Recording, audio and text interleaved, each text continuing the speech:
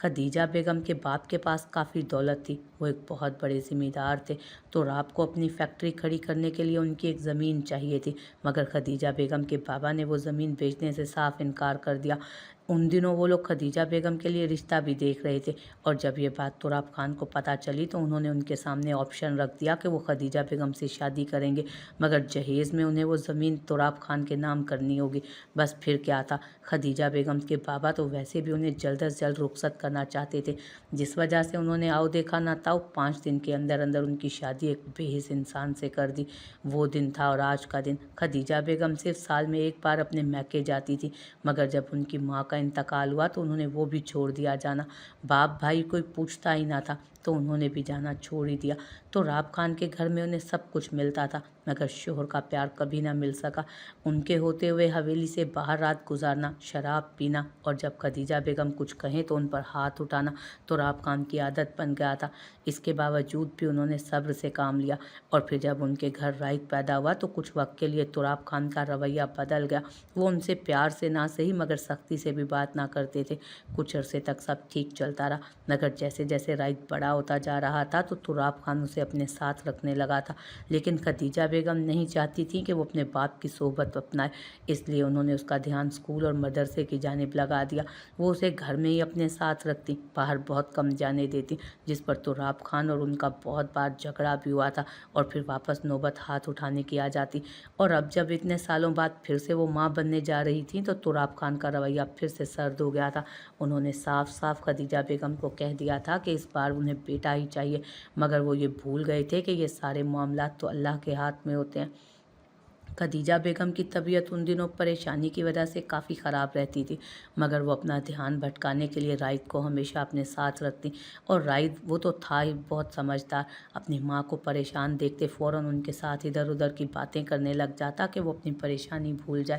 Ride अपने कमरे में बैठा कोई किताब पढ़ रहा था जब उसे अपने माँ बाप के कमरे से चीखने चिल्लाने की आवाज़ आई। चूँकि दोनों कमरे बराबर बराबर ही थे, इसलिए आवाज़ें खासी ऊंची आ रही थी, जिस पर वह दौड़कर उनके कमरे की जानिब भागा, मगर अंदर अपने माँ बाप को लड़ते देख वो दरवाजे पर ही रुक गया। उसकी माँ ने कभी उसके बाप से ऊंची आवाज़ में बात नहीं की थी, मगर आज सुबह उनकी आवाज़ काफ़ी ऊंची थी। आज गांव की मुअम्मर समाना शनास दाई आई थी, जिन्होंने उसे देखते ही बता दिया कि इस बार उनके घर में बेटी होगी, और ये बात किसी तरह तुराब खान तक पहुंच गई, जिसका नतीजा ये निकला था कि वो हवेली आते खदीजा बेगम पर बरस पड़े। खदीजा बेगम ने उन्हें नरमी से बहुत समझाया कि बेटी बोझ नहीं होती बल्कि रहमत होती है, मगर वो तो बस एक ही रट लगाए हुए थे कि इसे ख़त्म कर दो। लेकिन अब ऐसा नामुमकिन था, क्योंकि 7.5 माह गुजर चुके थे। मुझे नहीं पता, मुझे बेटा चाहिए खदीजा, मुझे ये लड़की नहीं चाहिए। वो बहुत ही गुस्से से गुर्राई तो दरवाजे के बाहर खड़ा राइट सहम कर दरवाजे की ओर से चुप गया। आप क्यों मेरी बात नहीं समझ रहे? इसमें मेरी क्या गलती है? ये सब तो अल्लाह के काम है, और बेटी तो रहमत होती है। आप क्यों इस नन्ही सी जान से अभी से इतनी नफरत करने लगे हैं, जो अभी इस दुनिया में आई ही नहीं? खदीजा बेगम सर थामती धाड़ी, तो राब खान की बातों ने उनका बीपी हाई कर दिया था। हमारी आने वाली 3 नस्लों में आज तक किसी के यहाँ लड़की नहीं हुई, और तुमने लड़की पैदा करके मेरा सर झुका दिया। यही चाहती हो ना तुम कि मेरा सर झुक जाए? वो ज़माने जाहिलियत की बातें कर रहे थे, जिसे सुनकर खदीजा बेगम को शदीद अफसोस हुआ। उनकी सोच इतनी गिरी हुई थी, वो ये सोच भी नहीं सकती थी। दरवाजे के बाहर खड़े उस 7 साला मासूम बच्चे की आंखों में भी अपने बाप की बातें सुनकर नमी आई। खदीजा, मुझे ये लड़की नहीं चाहिए, तुम इसे खत्म। बस बहुत हो गया तुराब, मैं खामोशी से आपकी बातें सुन रही हूँ, तो उसका ये मतलब नहीं कि आप बार बार मुझे मेरे बच्चे को मारने की बातें करें, और आपको इससे नफरत करनी है तो करें, मगर इसकी जान की दोबारा बात मत कीजिएगा लेने की।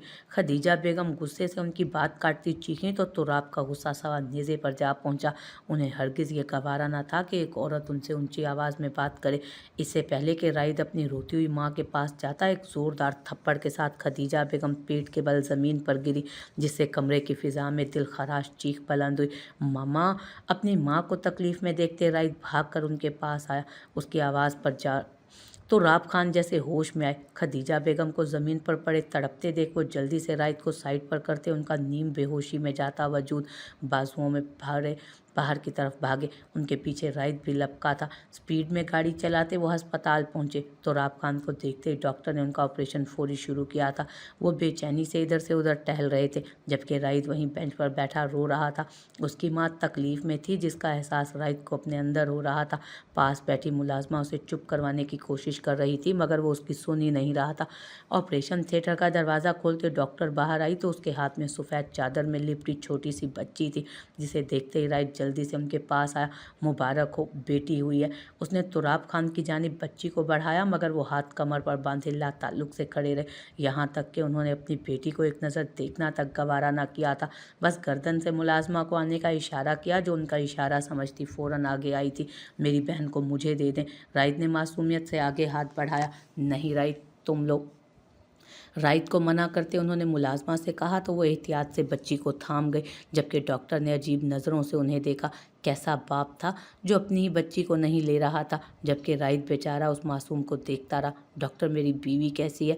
उस पाट अंदाज में पूछने लगे। अभी कुछ नहीं कहा जा सकता। उनकी हालत काफ़ी क्रिटिकल है, डॉक्टर ने संजीदगी से कहा तो वो महज सर हिलाकर रह गए। कुछ ही वक्त गुजरा था जब डॉक्टर फिर बाहर आए, मगर इस बार उसके चेहरे पर अफसुर्दगी छाई थी। डॉक्टर को देखते राइद, जो मुलाजमा की गोद में सोई हुई थी, बच्ची को देख रहा था, जल्दी से उनके पास आया। आई एम सॉरी, हम उन्हें बचाने की बहुत कोशिश की, लेकिन अल्लाह को जो मंजूर। डॉक्टर राइद के सर पर हाथ फेरती वहाँ से निकल गई। बाबा, क्या हुआ मामा को? राइद ने अपने बाप का हाथ हिलाया, जो शायद सदमे में खड़े थे। तुम्हारी मामा कभी वापस नहीं आएगी, वो हमें छोड़कर हमेशा के लिए जा चुकी है। तो राब खान उसे अपने साथ लगाए दुख से बोले तो राइद की आंखों में लबालब पानी भरा। वो जितना अपनी माँ से मोहब्बत करता था और किसी से नहीं करता था, मगर आज उसकी माँ उसे अकेला छोड़कर चली गई थी। किसकी वजह से? अचानक उसके दिल से आवाज़ आई, तुम्हारे बाप की वजह से। मगर राइद उस वक्त इतने सदमे में था कि कुछ सुन ही नहीं रहा था, बस खामोशी से आंसू बहाता रहा। लेकिन जैसे ही उस नन्ही सी जान ने रोना शुरू किया, राइद खाली खाली नज़रों से उसे देखते उसकी जानिब बढ़ा और चटाचट उस छोटी सी परी को प्यार करने लगा। आखिर वो उसकी बहन थी, उसकी माँ की आखिरी निशानी। उसने अपनी माँ से वादा किया था कि वो अपनी बहन का बहुत ख्याल रखेगा। तदफीन कल जोहर में थी तो तुराब खान राइद को और बच्ची को लिए हवेली आ गए। वो बच्ची को लाना तो नहीं चाहते थे, मगर राइद की वजह से लाना पड़ा। बच्ची बहुत रो रही थी, जिसे मुलाजमा संभाल रही थी। एक दो बार जब तुराब खान हवेली में नहीं थे, तब राइद ने भी उसे संभाला, उसे गोद में लेकर खूब रोया था, उसे बहुत प्यार किया था। मगर जब तुराब खान हवेली में होते तो वो राइद को अपने साथ साथ रखते, उसे ज़्यादा बच्ची के करीब नहीं जाने देते। तो राब खान ने रात में भी राइद को अपने साथ सुलाया था। उसके बहुत जिद करने के बावजूद भी उन्होंने उस बच्ची के पास उसे नहीं जाने दिया था। मगर अगली सुबह जो हुआ वो राइद के लिए किसी कयामत से कम ना था। डॉक्टर ने बच्ची के लिए जो दूध लिख कर दिया था, अनपढ़ मुलाजमा ने उसकी मिकदार से 4 गुना ज़्यादा डालकर बच्ची को पिला दिया। वो बच्ची पहले ही बहुत कमज़ोर थी, ऐसे में ज़रूरत से ज़्यादा फार्मूला मिल्क पिलाना उस छोटी सी बच्ची को नुकसान दे गया और वो नन्ही सी जान सोती की सोती रह गई। या शायद उसे पता चल गया था कि इस जालिम दुनिया में उसका ख्याल रखने के लिए कोई मौजूद नहीं। जब भी वो भी झपके में अपनी माँ के पास चली गई। हवेली में उस वक्त शोक का समा था। माँ बेटी का जनाजा एक साथ रखा गया था। जिसके पास राइद खड़ा था वो एकदम खामोश हो गया था, बिल्कुल खामोश। बस उसकी आंखों में नमी थी, मगर वो रो नहीं रहा था, बस खामोशी से खड़ा अपनी माँ और बहन को देख रहा था। कुछ ही देर में जनाजा उठाने का टाइम हो गया। जब तक उन दोनों को मनो मट्टी तले लिटा दिया गया, राइद उनके साथ ही रहा। जैसे ही उन्हें दफन कर दिया गया, राइद खामोशी से कब्रिस्तान से निकलता गाड़ी में जाकर बैठ गया। उसकी माँ और बहन जा चुकी थी। वो अपनी माँ से किया गया वादा नहीं निभा पाया था, अपनी बहन का ख्याल नहीं रख सका था, उसकी हिफाजत नहीं कर सका था। वो छोटा बच्चा अंदर से पूरी तरह से टूट चुका था। खदीजा बेगम को गए 2 दिन हो चुके थे। इन 2 दिनों में राइद एक लफ्ज़ नहीं बोला। तो राब खान उससे बात करने की बहुत कोशिश करते, मगर वो बिल्कुल खामोश हो गया था। सारा दिन अपने कमरे में बैठा अपनी माँ की तस्वीर को देखता रहता, उस नन्ही सी जान का सोचता रहता जिसकी एक भी तस्वीर उसके पास नहीं थी। मगर एक ही दिन में उसका चेहरा राइद के दिल में बस गया था। जब ज़्यादा दिल भर जाता आता तो माँ की तस्वीर को सीने से लगाए रो देता, मगर सिर्फ अकेले में। वो कभी भी किसी के सामने नहीं रोया था। माँ के जाने के बाद जैसे राइद ने खुद को एक खोल में बंद कर लिया था। उसे अब भी रह रहकर वो आखिरी दिन याद आ रहा था जब उसके माँ और बाप दोनों लड़ रहे थे। उसके बाबा ने उसकी माँ को मारा था, जिसकी वजह से वो गिरी थी और फिर उससे हमेशा के लिए दूर हो गई। उसके दिल में अपने बाप के लिए जो प्यार था वो उसी दिन खत्म हो गया था, जिस दिन उसकी माँ का जनाजा उसकी आंखों के सामने रखा गया था। मगर फिर भी वो उनसे नफरत नहीं कर पाया था। उसकी माँ ने उसे किसी से नफरत करना सिखाया ही नहीं था। बस यही वजह थी कि वो उनसे नफरत नहीं कर पा रहा था। उसे उनसे अब कोई मोहब्बत नहीं थी, मगर नफरत भी नहीं थी। उसके दिल से जैसे उनके लिए हर जज्बा खत्म हो गया था। बड़े खान, आपको खान साहब बुला रहे हैं। वो अब भी अपने कमरे में बैठा खदीजा बेगम की तस्वीर देख रहा था जब मुलाजमा दरवाज़ा बजाकर कमरे में दाखिल होते बोली तो वो महज सर हिला गया। तस्वीर एक जानिब रखते वो कमरे से बाहर निकला तो हॉल में तुराब खान बैठे हुए थे। उनके साथ एक औरत भी थी। वो खामोशी से जाकर उनके सामने खड़ा हो गया। राहिद, मेरी जान, कैसे हो बेटा? तुराब खान बहुत ही प्यार से उसका माथा चूम कर बोले, मगर वो स्पाट चेहरा लिए खड़ा रहा। उसे खामोशी से देखते तुराब खान ने बात जारी रखी, देखो बेटा, तुम्हारी माँ अब जा चुकी है, वो अब वापस तो नहीं आएगी और तुम अभी छोटे हो, तुम्हें एक माँ की ज़रूरत है, इसलिए मैंने दूसरी शादी की है। ये नूर है, अब से यही तुम्हारी माँ है। उन्होंने अपने साथ बैठी नूर बेगम की जानिब इशारा किया तो राइद ने बेयकीनी से पहले अपने बाप को और फिर नूर बेगम को देखा। उसे यकीन नहीं आ रहा था कि अभी उसकी माँ को गए दिन ही कितने हुए थे जो उसका बाप एक दूसरी औरत को ब्याह कर ले आया था। मामा को गए अभी सिर्फ 2 दिन हुए और आप उनकी जगह किसी और औरत को ले आए। राइद का लहजा दुख से भरा था। वो 7 साल लड़का आज अपनी उम्र से बहुत बड़ा हो गया था। ये दूसरी औरत नहीं है राइद, मेरी बीवी है, तुम्हारी माँ। तुराब खान नरमी से समझाते उसके गाल पर हाथ रखने लगे तो वो एक झटके से उनका हाथ दूर करता 2 कदम पीछे हुआ। मेरी माँ की जगह कोई दूसरी औरत नहीं ले सकती, ये सिर्फ आपकी बीवी है, इनका मुझसे कोई रिश्ता नहीं। वो चीख कर कहता अपने कमरे में भाग गया तो तुराब खान गहरी सांस भरकर रह गए। राइद अपनी माँ से बहुत प्यार करता है नूर, मगर तुम अब उसके दिल में उसकी माँ का प्यार निकाल कर अपनी जगह बनाओगी, समझी? तुराब खान उठते हुए नूर बेगम से बोले, जबकि वो तो इतनी से बच्चे की इतनी बड़ी बड़ी बातें सुनकर परेशान हो गई थी। उन्हें उस बच्चे का बचपन साफ छिनता नजर आ रहा था। तुराब खान उन्हें अपने साथ आने का कहते आगे बढ़ गए तो वो भी इस तराब में उठती उनके पीछे बढ़ गई।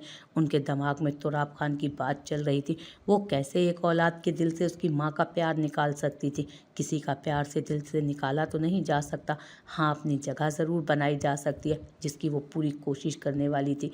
ठक ठक, राइट बेटा, क्या मैं अंदर आ जाऊं? दरवाजे पर दस्तक देती वो दहलीज पर खड़ी बेड पर अपनी किताबें फैलाए बैठे राइद से पूछने लगी। नहीं, उसने बगैर किताबों से सर उठा इस्पाट लहजे में कहा तो नूर बेगम मायूस हो गई, मगर फिर खुद ही चेहरे पर बड़ी सी मुस्कुराहट सजाए अंदर दाखिल हुई। उनके हाथ में खाने से भरी ट्रे थी जिसे उन्होंने बेड पर ही राइद के सामने रखा। मुझे मुलाजमा बता रही थी आप सिर्फ सुबह का नाश्ता किए हुए हैं और अब रात होने आई है, आप खाने पर भी नहीं आए। आपके बाबा आपको बुलाने भी आए थे, मगर जब आप सो रहे थे, लेकिन मैंने अब आपके कमरे की लाइट जलती देखी तो सोचा आपके लिए खाना ले आऊं, भूख लगी होगी ना आपको। वो बहुत नरमी और प्यार से कहती उसके लिए रोटी तोड़ने लगी, चावल में चमचा लगाने लगी, एक प्लेट में कबाब रखते उसके आगे करने लगी, मगर राइद ने ट्रे को पीछे धकेल दिया। मुझे कुछ नहीं खाना, आप यहाँ से जा सकती हैं। राइद बेरुखी से बोला तो नूर बेगम के जग से पानी भरते हाथ थमे। उन्होंने एक नज़र संजीदा बैठे राइद पर डाली, फिर उसके बराबर में रखा फ़ोटो फ्रेम उठाया जिसमें खदीजा बेगम की तस्वीर थी। ये आपकी मामा है ना, बहुत प्यारी हैं, आपकी आंखें बिल्कुल आपकी मामा की तरह हैं, डार्क ब्राउन। वो मुस्कुराते हुए तस्वीर को देखकर बोली, मगर अगले ही पल राइद ने उनके हाथ से फ्रेम छीन लिया। मैं अपनी चीज़ों को हाथ लगाने की इजाज़त आपको बिल्कुल नहीं दे रहा, इसलिए आप यहाँ से चली जाएं। वो तस्वीर अपने सीने से लगाए तमीज़ के दायरे में रहकर बोला। उसकी माँ ने उसे बड़ों से बदतमीज़ी करना नहीं सिखाया था, मगर उसका लहजा खुद ब खुद ही तल्ख हो रहा था। राइद बेटा, मैं यहाँ आपकी मामा की जगह लेने हरगिज़ नहीं आई, उनकी जो जगह है वही रहेगी। मैं तो बस आपकी मामा की तरह आपसे प्यार करने आई हूँ, आपकी मामा बनकर आपका ख्याल रखूँगी। वो धीरे से कहती उसके सर पर हाथ फेरने लगी कि राइद अपना सर पीछे कर गया। मेरी मामा इस दुनिया से जा चुकी हैं और उनके बाद कोई मेरी मामा नहीं बन सकता। आपका रिश्ता सिर्फ बाबा से है तो कोशिश करें कि मुझसे दूर ही रहें। मेरी मामा ने मुझे बड़ों का अदब करना सिखाया, मगर मुझे ऐसा लग रहा है जैसे मैं अदब करना भूल जाऊँगा, इसलिए दूर रहा करें आप मुझसे। वो धीरे मगर बेतासुर अंदाज एतराज़ में कहता फ्रेम लिए उठकर बालकनी में चला गया। नूर बेगम ने दुख से उसकी पुश्त को देखा। उन्हें उसका लहजा, उसका अंदाज कुछ बुरा नहीं लगा। राइट का ऐसा रिएक्ट करना नॉर्मल था। कोई भी बच्चा इतनी जल्दी अपनी माँ की जगह किसी दूसरी औरत को नहीं दे सकता था, मगर वो राइट के दिल में जल्द जगह बना लेंगी ये उन्हें यकीन था। मगर उनका ये यकीन सिर्फ यकीन ही रह गया था।